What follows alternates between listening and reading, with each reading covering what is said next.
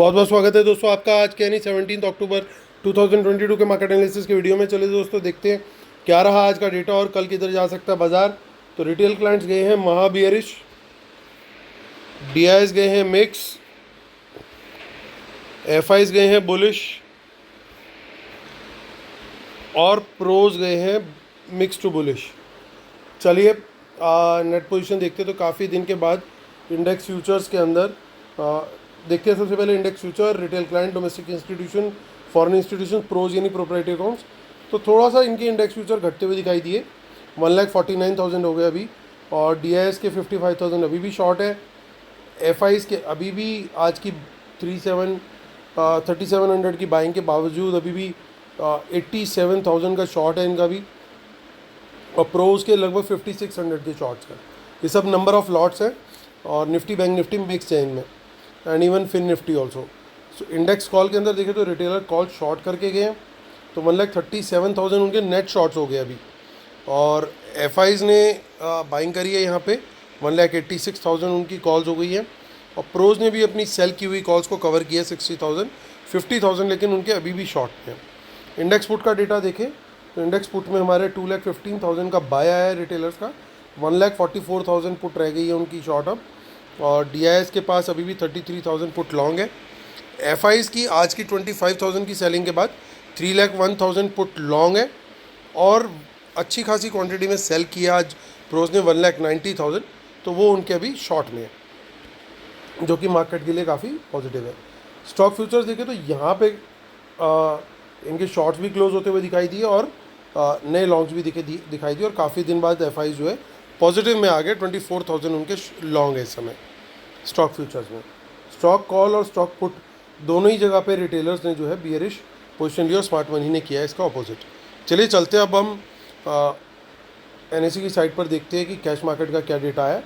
तो आप देख सकते हो कि डीआईएस ने देखिए ये डीआईएस का ऊपर है, नीचे एफआईज का नंबर है।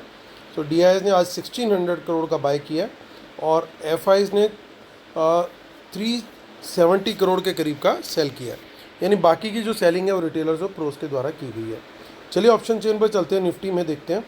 सो 311 पे हुआ है बाजार बंद, 17,311। ऑप्शन चेन देखेंगे हम 20 अक्टूबर यानी 20 अक्टूबर की, और देखिए यहाँ पे कुछ इन द मनी में कॉल्स में ठीक ठाक बाइंग हुई है। सो अब हमारे लिए जो मेक और ब्रेक लेवल है दोस्तों वो बड़ा क्लियर है, रास्ता बिल्कुल खुलता हुआ सा दिखाई दे रहा है। तो कहीं पे भी बाज़ार खुले, हमारे को यहाँ पे 300 के ऊपर कहीं पे भी बाज़ार खुले और ऊपर की तरफ जाता हुआ दिखाई दे, यानी बाज़ार आगे बढ़ता हुआ और ऊपर की तरफ जाता हुआ दिखाई दे, तो 500 के लेवल तक हमारे को वहाँ पे टारगेट मिल सकता है, क्योंकि अगली रेजिस्टेंस जो है वो सीधा 500 पे 17,500, और वो जब निकलेगा तो फिर आगे और ऊपर के टारगेट अचीव हो सकते हैं। तो बड़ा क्लियर है 17,300 हमारे लिए मेक और ब्रेक लेवल है। इसके ऊपर बाज़ार हो और प्राइस एक्शन भी इसके ऊपर का ही हो। हमेशा दोस्तों जो ये लेवल्स में शेयर करता हूँ, प्लीज़ इनको नोट कर लिया कीजिए कि क्या बात उसके साथ में बोली, वो डेफिनेटली आपको हेल्प करेगी मार्केट में, क्योंकि उसके पीछे बहुत लॉजिक्स होते हैं। यहाँ पे जो राइटर्स बैठे हुए हैं उनकी साइकोलॉजी और उनका डेटा, वो दोनों चीज़ें इन्वॉल्व हैं। तो आज भी जिसने उन लेवल्स के ऊपर वर्क किया होगा, बहुत अच्छा प्रॉफिट बना होगा उनका। मैं रिक्वेस्ट करूंगा जिसने उन लेवल्स के ऊपर वर्क किया, उनका प्रॉफिट हुआ कैसे हुआ, वो ज़रूर अपने कमेंट में एक्सपीरियंस शेयर कीजिएगा। अब देखिए यहाँ पे कुछ इन द मनी पुट्स दिखाई दे रही हैं, थोड़ी बहुत क्वांटिटी है, बहुत ज़्यादा नहीं है, तो थोड़ा सा हम कॉशियस अप्रोच ज़रूर रखेंगे। डेटा ऑल दो ज़रूर ओवरऑल बुलिश है, लेकिन थोड़ी सी कॉशियस अप्रोच रखेंगे। शॉर्ट कब जाएंगे? शॉर्ट जाएंगे अगर 17,300 के नीचे, क्योंकि सबसे बड़ा देखिए चेंज इन ओपोनेंट्स यहाँ पे है। लॉजिक को समझिए, सबसे बड़े खिलाड़ी यहाँ बैठे हुए हैं, और जब ये हार जाएंगे, ओवरऑल में भी देखिए यहीं पे बैठे हुए हैं, तो जब ये हार जाएंगे वो कब हारेंगे? जब 17,300 के नीचे प्राइस सस्टेन करेगा, और प्राइस नीचे सस्टेन करने के अलावा प्राइस नीचे गिरता हुआ भी दिखेगा हमें, प्राइस एक्शन नीचे के डायरेक्शन में जाता हुआ दिखेगा। तो जब ये दोनों चीज़ें कंफर्म हो जाएंगी तो हम क्या करेंगे? तो हम शॉर्ट साइड का ट्रेड लेंगे। तो हमारा शॉर्ट साइड का ट्रेड रेडी हो जाएगा। ठीक है जी। तो चलिए इसके आगे देखते हैं हम 27 अक्टूबर। सो 27 अक्टूबर के अंदर हमारे को फिर से कुछ इन द मनी में कॉल दिखाई दे रही है और बहुत थोड़ी सी क्वांटिटी में हमें पुट भी दिखाई दे रही है। तो कुछ ज़्यादा मेजर हमारे व्यू में चेंज नहीं आ रहा, व्यू इज़ इंटैक्ट जो मैंने आप लोग के साथ शेयर किया है।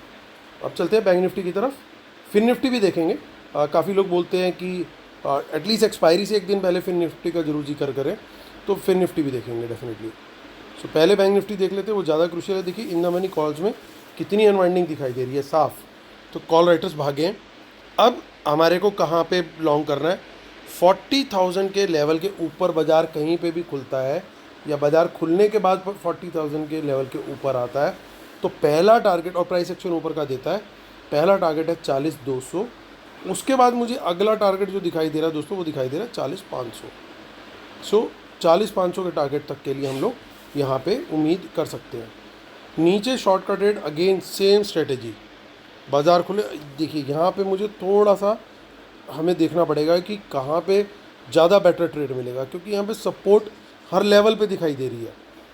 40,000 के नीचे भी सपोर्ट है, सो हम 40,000 पे पहले करेंगे और 40,000 के नीचे सस्टेन करता है, प्राइस एक्शन नीचे का देता है, तो टारगेट रहेगा 39,800, उसके साथ हम शॉर्ट कर सकते हैं।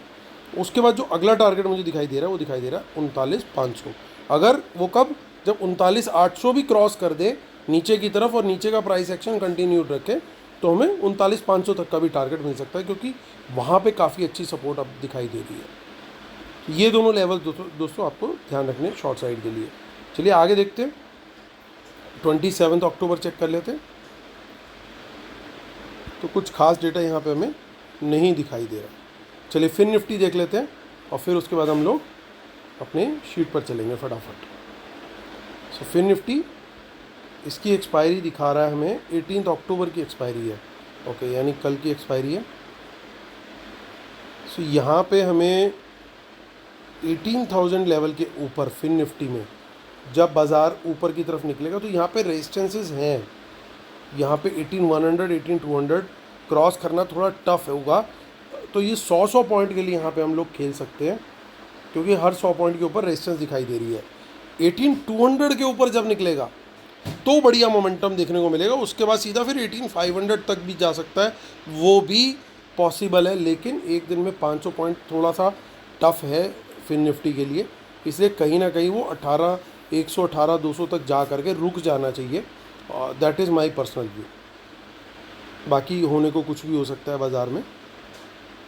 नीचे की तरफ इसके अंदर थोड़ा सा वीकनेस है, उतनी स्ट्रेंथ नहीं दिखाई दे रही है फिन निफ्टी के अंदर।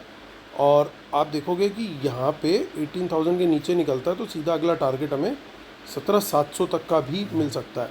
हालांकि 17,600 बड़ी ज़बरदस्त सपोर्ट बनती हुई दिखाई दे रही है, लेकिन स्ट्रेंथ नहीं है। राइटर का कॉन्फिडेंस कॉल साइड राइटिंग के अंदर ज़्यादा था as compare to put side writing के अंदर, तो इस बात को ज़रूर ध्यान दीजिएगा। अगर कल बाज़ार में ओवरऑल तेज़ी का अगर व्यू बनता है, तो फिन निफ्टी के अंदर थोड़ी चॉपीनेस रह सकती है, यानी बाकी के सेक्टर जो है वो थोड़ा शायद बेटर परफॉर्म कर सकते हैं। माफ़ कीजिएगा दोस्तों। चलिए डिस्क्लेमर और रूल्स जरूर पढ़ लीजिए दोस्तों, इसके बिना हम अपने सेटअप को कंप्लीट नहीं मानते हैं। और जो लोग वेबिनार के लिए एनरोल करना चाहते हैं वो लोग मुझे मेल कर सकते हैं amidamija1@gmail.com पे, और उन लोग का लाइव एनालिसिस जो है इमीडिएट बेसिस पे स्टार्ट हो जाएगा। चलिए दोस्तों, टाइम टू कंक्लूड। तो दोस्तों एफआईज और प्रोज का एक साथ डेटा देखते हुए चलते हैं, तो यहाँ पे धीरे धीरे अब जो है डेटा के अंदर इम्प्रूवमेंट आ रही है।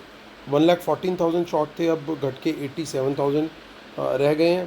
प्रोज बिल्कुल वही न्यूट्रल गेयर टाइप में चल रहे हैं। ओवरऑल डेटा इनका थोड़ा सा आज थोड़ा सा ही सही पॉजिटिव आया। कॉल्स का अच्छा पॉजिटिव है दोनों का डेटा।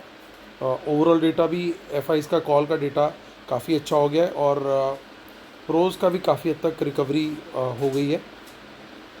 पुट साइड में देखें, प्रॉब्लम यहाँ पे है, क्योंकि काफ़ी क्वांटिटी में अभी भी पुट्स होल्ड करके बैठे हुए हैं रिटेलर्स, माफ़ कीजिएगा एफआईज पुट लॉन्ग होल्ड करके बैठे हुए हैं, और रिटेलर की पुट सेल है। लेकिन रिटेलर से आगे पुट सेलिंग में निकल चुके हैं इस समय प्रोस, जो कि पॉजिटिव है। और एक पॉजिटिव और है कि स्टॉक फ्यूचर के अंदर FI जो है वो वापस आ चुके हैं प्लस में।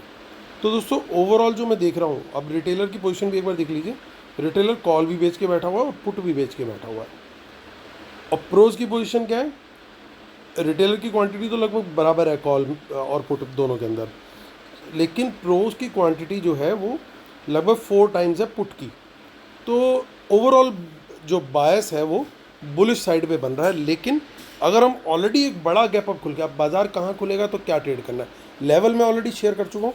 उस लेवल के अलावा हमारे को कुछ पॉइंट्स का ध्यान रखना है, बाज़ार खुलेगा कहाँ, ट्रेड क्या करना है। अगर बाज़ार खुलता है फ्लैट तो सबसे बढ़िया सिनेरियो है यहाँ पे लॉन्ग साइड का प्राइस एक्शन मिलता है, सबसे बढ़िया ट्रेड यहाँ मिलेगा। छोटा मोटा गैप डाउन मिलता है वहाँ पे भी सही है सिनेरियो, प्राइस एक्शन ऊपर का मिले लॉन्ग साइड।